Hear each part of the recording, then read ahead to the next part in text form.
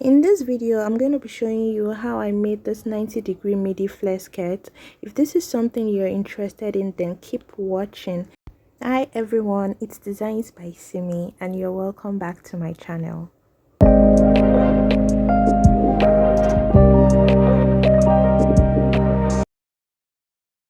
Now the first thing we need to do is calculate the radius of our 90-degree circle, and in order to do that, from our elementary school mathematics, this radius of a 90-degree circle is the circumference divided by 1.57.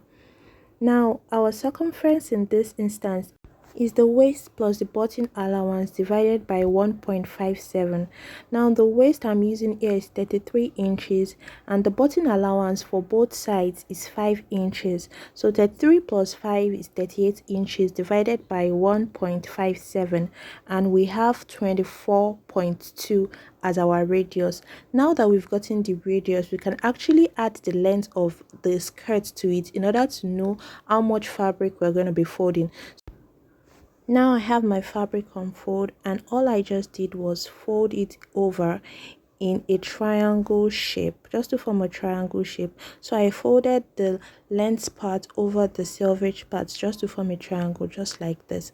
And now I'm going to be marking my radius from the very apex of this folding. So the radius that we cut earlier is 24.2 inches, and now I'm going to be marking that right from the apex all the way around. Now this skirt doesn't have any side seam. The only opening is at the front where we have the button allowance. Now one tip I will give you if you want your waist very firm is to reduce your waist by half of an inch or 1 inch. My original waist is 34 inches. I made use of 33 inches for this project because fabric cut on bias tends to stretch. Now it's very important that you had your half inch of seam allowance at the waist for joining to the band. This is very important because this fabric is cut on bias, and if you don't have that half inch waist seam allowance, your waist is going to be loose after making this skirt. So now I'm just going to be using the remaining fabric left for the length of my skirt, and that's 32 inches. So from the waistline, I'll be marking 32 inches all the way around. Notice the way I'm placing my tape and shifting it, marking the 32 inches length. And after marking, now it's time to cut.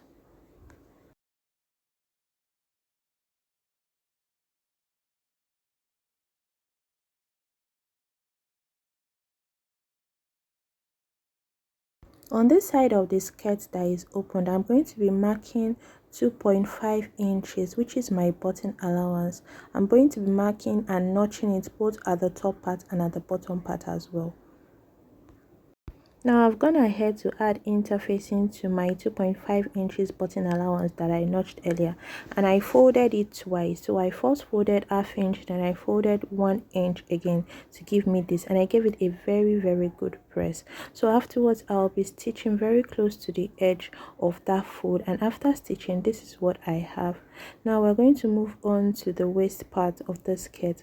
I'm going to be reconfirming what I have on my waist, making sure that I have my waist plus the 1 inch that will overlap for the button on both sides. I hope you get what I'm saying. So now for my waistband, I cut a length of 3.5 inches by about 40 inches.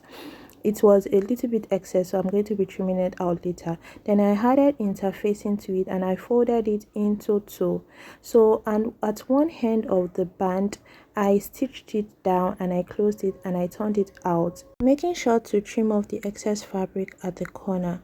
Now after turning it out, I'm going to be attaching it to the waist of my skirt just like this. So first I attached one side of it, and on getting to the other side, I haven't closed that part, so I'm going to be notching where the skirt ends on that part, and now I'm going to be stitching on that chalked part. I hope you get what I'm saying. Now I'm going to be turning it out as well and stitching on the waist of my skirt. Now I'll be tucking in my seam allowance and I'm going to be stitching on the band, this time on the right side. Don't worry if this is too fast. I'm going to make a detailed tutorial on how to attach a waistband to a skirt. So you should pin this all the way so it is easier for you when you're stitching down. And after stitching down, this is what I have.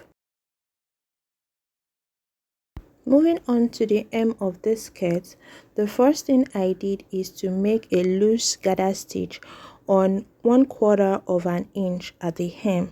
So after making this stitch, I gathered it slightly, and after gathering it slightly, this is what I have. Then I'm going to be folding over by 1 inch, which is my hemming allowance, and I'm going to be pressing it down. Now after pressing it down, this is what I have.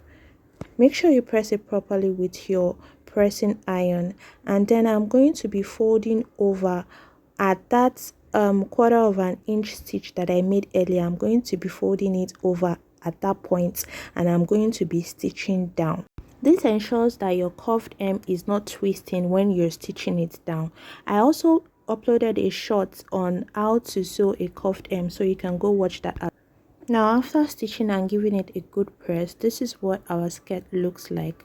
So I made this marking, which is what I'm going to be using for my buttonhole later on. I've not had a chance to make the buttonhole and fix the buttons, so I just pinned it down so you can see what it looks like. Thank you so much for watching this video. If you enjoyed this video, please give it a like and subscribe to my channel. Bye.